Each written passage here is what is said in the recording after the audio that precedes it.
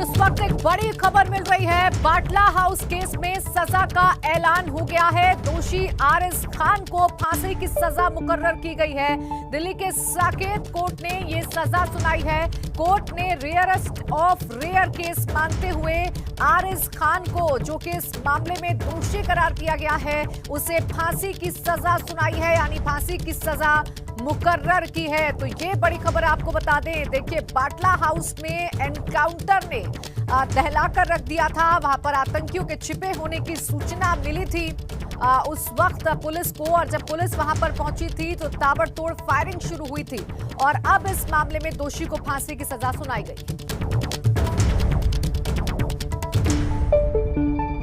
ससुराल, बहू और साजिश। जी हां, मोहनलालगंज से भाजपा सांसद कौशल किशोर शर्मा के घर का एक और ड्रामा सीन सामने आया है।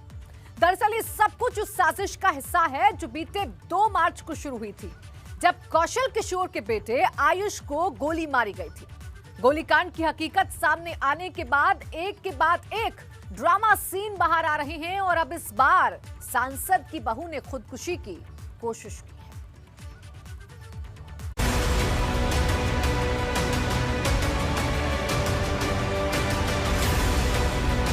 कोई गलती नहीं थी, तभी आपने मुझे छोड़ दिया।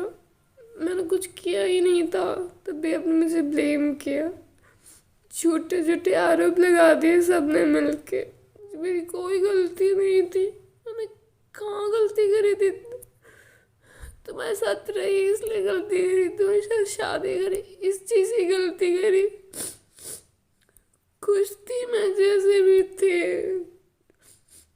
गलत कर दिया मेरे साथ। जीने की कोई वजह नहीं छोड़ी, कुछ नहीं छोड़ा।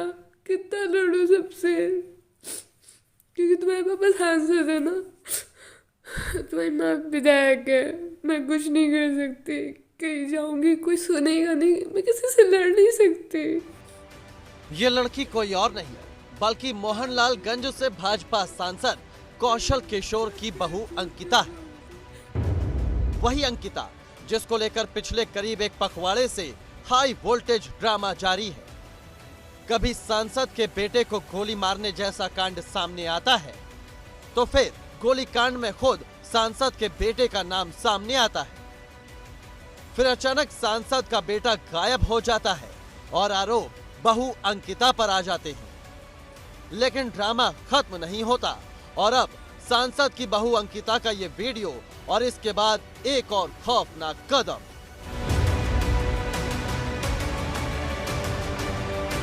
अस्पताल के बिस्तर पर पुलिस की मौजूदगी में लेटी ये महिला भी कोई और नहीं है, ये भी अंकिता है। वही अंकिता जिसका अभी आप इमोशनल वीडियो देख रहे थे, उसकी दर्द भरी बातों को सुन रहे थे और उसकी आंखों से जार जार बहते आंसू आपको इमोशनल कर रहे थे। दरअसल उस वीडियो को सोशल मीडिया पर वायरल करने के बाद सांसद की बहू अंकिता ने रात करीब 11 बजे सांसद के काकोरी स्थित घर के बाहर ब्लेड से अपनी कलाई की नस काट ली, जिसके बाद खून से लथपथ अंकिता को आनन फानन में अस्पताल में भर्ती कराया गया।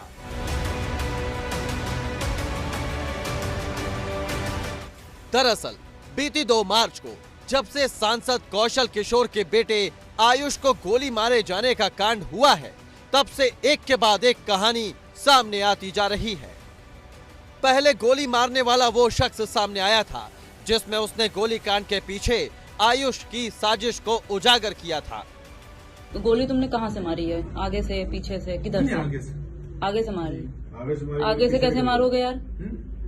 आगे से ही मारी। इंट्री बोन तो पीछे है उसमें शरीर में। एग्जिट पॉइंट हो, बैक हो गया, एग्जिट हो लगी। अच्छा, क्यों तुम लोगों ने किया ऐसा? किसको तुम लोगों को फंसाने का? मुझे नहीं था कुछ। नहीं, ऐसा नहीं, सही बात बताओ। पूरी प्लानिंग हुई होगी ना? किसको फंसाना? मेरे साथ कुछ नहीं था। किसको फंसाने का मूड था ये बताओ मुझे। ये तो वही जानता हूँ। वो पैसा बोले थे कि 4-5 लोग हैं। कौन लोग हैं वो? बता दो, नाम बता दो। उसमें संदिग्ध में कोई भी आ सकता है, कोई भी हो। जो मेरे नॉलेज में वो बता रहा हूँ। बताओ। उसको फंसाने का मूड मुझे। इसे चंदन गुप्ता हो गए और मनीष जायसवाल और प्रदीप कुमार सिंह,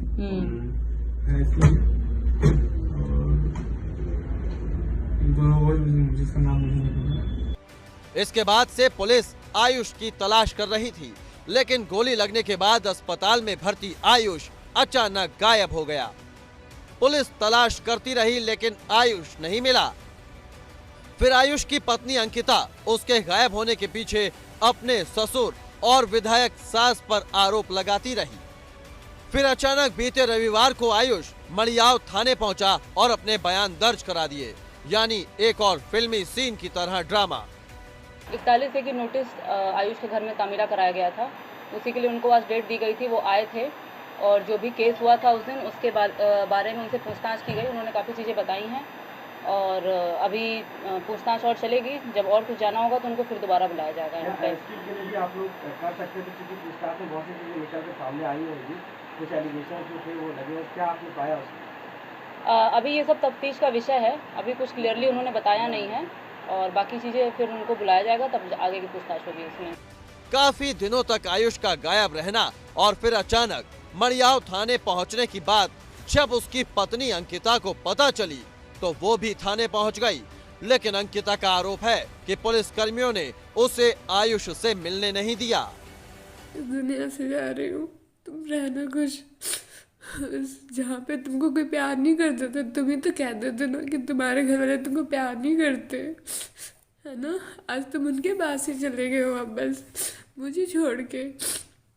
आना तब मेरा हाल तक पूछने नहीं है, मेरा घर छूटने, रेंट नहीं दिया, खाना गैस सिलेंडर नहीं था, कुछ भी नहीं। एक बार सोचा नहीं मैं क्या खाऊंगी, कहाँ रहूंगी, सारी चीज़ें मेरी गई है। तुमको तो तुम सब कुछ मिल गया, मेरा क्या, मेरा कभी नहीं सोचा।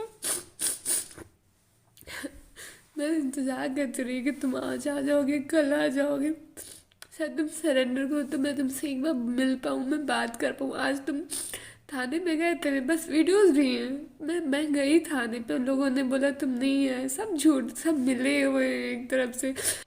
कुछ पल पहले जिस लड़की का रोते बिलखते और अपना दर्द बयां करते वीडियो देख लोग इमोशनल हो रहे थे, उसी लड़की की अस्पताल के अंदर की ये तस्वीरें भी देखिए, जहां वो बेबाकी से न केवल बात कर रही है बल्कि जो किया उसके बारे में भी बेबाक होकर बता रही है। उसके घर के पास मैं कम से कम 3-4 घंटे खड़ी रही। उसके घर के लोग आते जाते रहे। जब मैंने उनसे बात करने की कोशिश करी तो उन्होंने पूछा कौन, तो मैंने बोला अंकिता। बोली कौन अंकिता? मैंने बोला आयुष की वाइफ। बोले कौन आयुष की वाइफ? मैं नहीं जानता आपको। और क्योंकि मेरे पास अब रहने की ना ही कोई जगह है कि मेरे पास कोई ऑप्शन नहीं है, तो मुझे जो लग रहा है सही मैं वही करूँगी। आज आपने क्या किया? मैंने हाथ की नस काटी जी। और वीडियो वायरल किया? जी हाँ, मैंने वीडियो डाला। मतलब जिसे दुख होता है वो खुदकुशी जैसा गंभीर कदम उठाता है। वो पहले एक इमोशनल वीडियो बनाता है, फिर उसे सोशल मीडिया पर वायरल करता है, तब कहीं जाकर वो हिम्मत जुटा पाता है खुदकुशी करने की। क्या कभी आपने ऐसा पहले देखा है?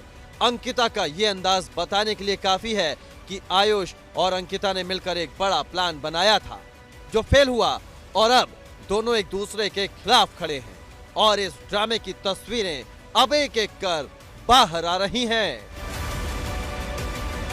लखनऊ से वीरेश पांडे की रिपोर्ट, एबीपी गंगा। उधर फतेहपुर में जहरीली शराब से मौत का मामला अभी ठंडा भी नहीं हुआ कि एक बार फिर जहरीली शराब ने अपना रंग दिखाया है। इस बार शराब ने प्रतापगढ़ में मौत बांटी है, जिसकी जद में 4 लोग आए हैं और करीब आधा दर्जन लोग अस्पताल की दहलीज पर हैं।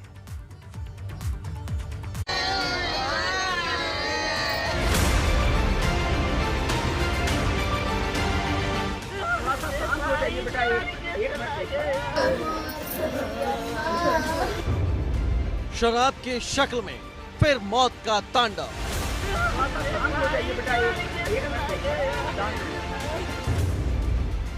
गांव में छलका जहरीली शराब का जाम।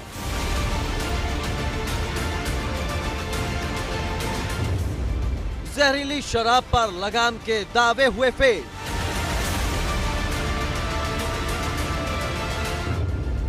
जहरीली शराब ने फिर ली कई लोगों की जान।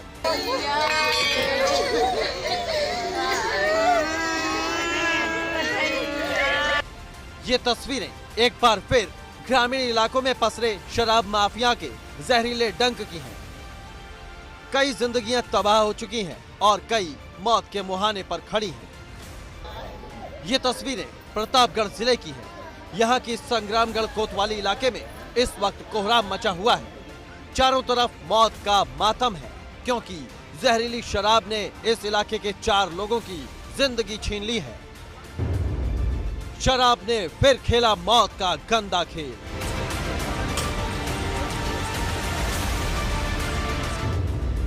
देसी शराब पीने से महिला समेत 4 की मौत।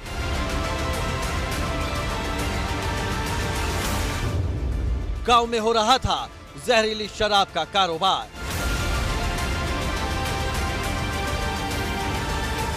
मनोहरपुर डाबी गांव में बीती शाम एक महिला समेत गांव के करीब 1 दर्जन लोगों ने इलाके में बिकने वाली शराब पी थी, जिसके बाद अचानक पहले महिला और उसके पति समेत 4 लोगों की हालत बिगड़ी, जिन्हें CHC अस्पताल ले जाया गया, जहां महिला की मौत हो गई, जबकि गंभीर हालत में उसके पति और बाकी लोगों को रेफर किया गया।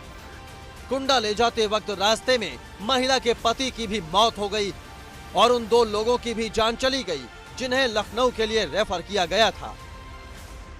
शाम की घटना है। शाम को करीब 8 बजे 2 पेशेंट सुनीता देवी और जवाहरलाल, ये दोनों आए थे ड्रिंक करके। तो इसमें पाया गया कि मौके पे ही अस्पताल में आने के बाद सुनीता देवी की डेथ हो गई। फिर उनके पति जवाहरलाल को हमने रिफ़र किया प्रयागराज के लिए, जो रास्ते में कुंडा जाते समय उनकी भी मृत्यु हो गई। प्लस 2 लोग और उसी रामपुर दावी गांव के, जो जिनको PGI या KGMC ले जाया जा रहा था, उनकी भी मृत्यु हो गई। तो 4 लोगों की मृत्यु हो गई थी रात भर में। रात भर में ही जहरीली शराब से 4 लोगों ने जान गंवा दी। इसके बाद सुबह होते होते गांव के करीब आधा दर्जन लोगों की हालत और बिगड़ने लगी, जिसके बाद उन्हें भी अस्पताल में भर्ती कराया गया है। गांव में जहरीली शराब के तांडव की खबर मिलने के बाद अधिकारियों में हड़कंप मच गया। आनन फानन में प्रयागराज जोन के IG गांव पहुंचे और मामले की जांच के आदेश दिए। इसके साथ ही उस इलाके के 1 बीट इंस्पेक्टर और 2 सिपाही समेत नवाबगंज कोतवाल को तत्काल प्रभाव से सस्पेंड कर दिया है।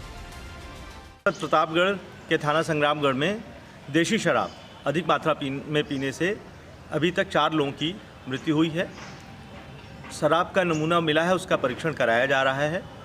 और जिन लोगों ने ये पता चला है, मेरे द्वारा घटनास्थल का निरीक्षण किया गया, मेरे साथ एडिशनल SP और भी फोर्सेस थी।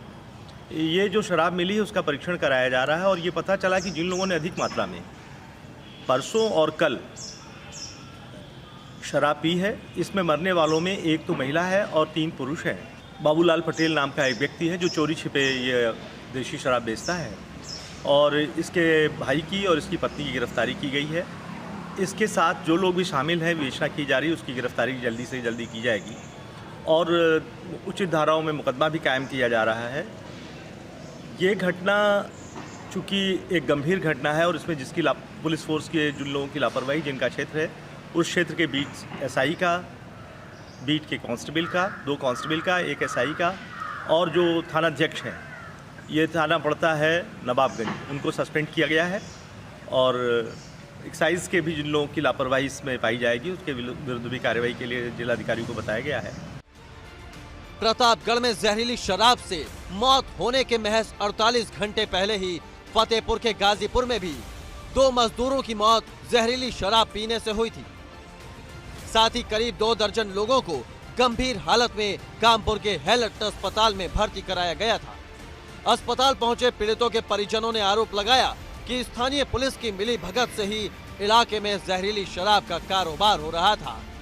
इसके बाद फतेहपुर का प्रशासन जागा और कार्रवाई की तस्वीरें भी सामने आई। कच्ची शराब की अवैध भट्टियों को खत्म किया गया। पुलिस ने ताबड़तोड़ कार्रवाई कर बड़ी मात्रा में अवैध शराब को नष्ट किया। जिले के कई थाना क्षेत्र में चले अभियान में गांव के कई घरों में कच्ची शराब बनाए जाने की हकीकत सामने आई। जहां एक तरफ फतेहपुर में हुई मौतों के बाद पुलिस की नींद खुली, तो वहीं दूसरी तरफ प्रतापगढ़ प्रशासन फिर भी सतर्क नहीं हुआ और जहरीली शराब ने फिर कई लोगों की जान ले ली।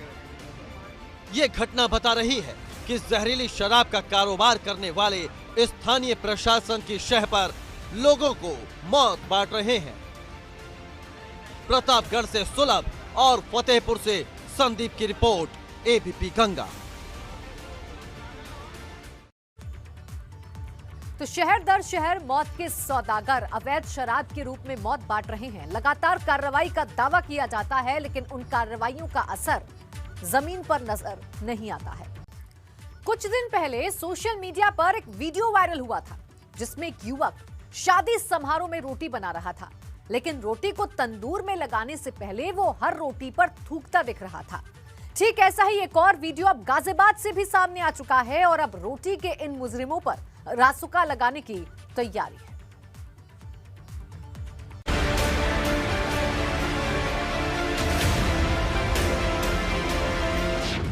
शादी समारोह में खाना बनाने वाले इस शख्स का ये वीडियो तो आपको याद ही होगा। ये वो वीडियो है जिसकी हकीकत ने लोगों के रोंगटे खड़े कर दिए थे। ये वीडियो उस वक्त बनाया गया था जब शादी समारोह के बाहर तंदूर पर रोटी बनाई जा रही थी। ये वही वीडियो है जिसमें रोटी बनाने वाला शख्स पहले रोटियों पर थूक लगा रहा था और फिर उन्हें तंदूर पर लगा रहा था। थूक पर रोटी बनाने का यह सनसनीखेज वीडियो बहुत तेजी से सोशल मीडिया पर सामने आया था, जिसके बाद रोटी बनाने वाले आरोपी युवक को गिरफ्तार किया गया था और इसकी पहचान नौशाद के तौर पर हुई थी, जिसने पुलिस थाने में यह कबूल भी किया था कि वो रोटियों पर थूक कर उन्हें तंदूर में लगा रहा था। एनएसए की जद में आया रोटियों पर थूकने वाला।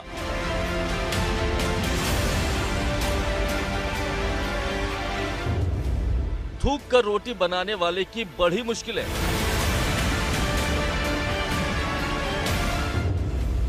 मेरठ में शादी समारोह में थूक कर बना रहा था रोटी।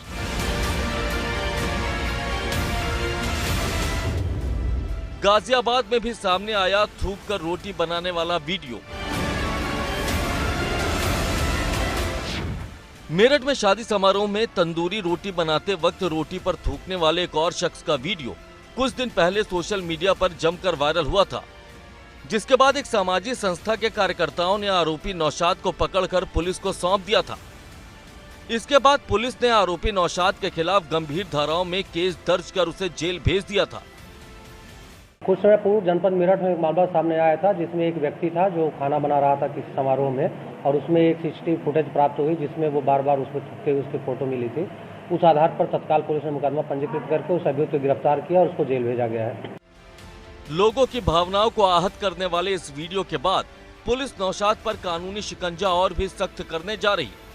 पुलिस ने उसकी जमानत का भी विरोध किया है, साथ ही ऐसी वारदात दोबारा सामने न आए, इसलिए पुलिस अब नौशाद पर राष्ट्रीय सुरक्षा अधिनियम के तहत कार्रवाई करने की तैयारी कर चुकी है।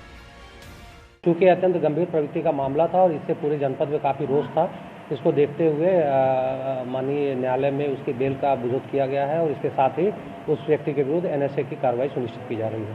तो कब तक की जाएगी, अब क्या प्रोसीजर? जो एक्ट के अनुसार जो भी प्रक्रिया है उस प्रक्रिया का अनुपालन सुनिश्चित किया जा रहा है, उसी प्रक्रिया के तहत बहुत जल्द उस पर एनएसए की कार्रवाई की जा रही है।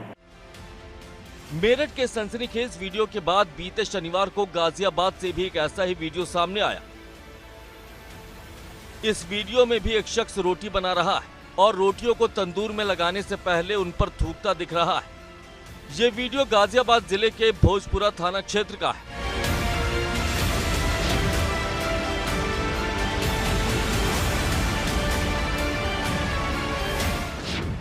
गाजियाबाद का यह वीडियो एक सगाई समारोह का है, जहां खाना बना रहा मोहसिन नाम का शख्स रोटियों पर थूकता साफ दिख रहा है। वीडियो सामने आने पर भोजपुर थाने के पुलिस ने आरोपी को गिरफ्तार कर लिया है और उसके खिलाफ केस भी दर्ज किया है। इस मामले में भी आरोपी मोहसिन ने अपना जुर्म कबूल कर लिया है।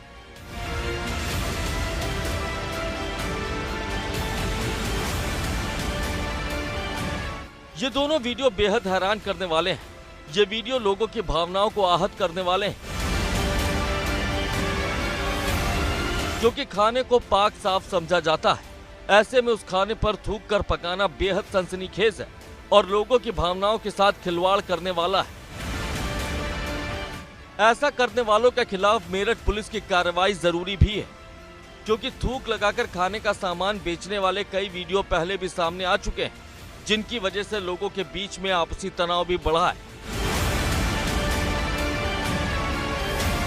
मेरठ से राजीव और गाजियाबाद से शक्ति सिंह के साथ ब्यूरो रिपोर्ट, एबीपी गंगा।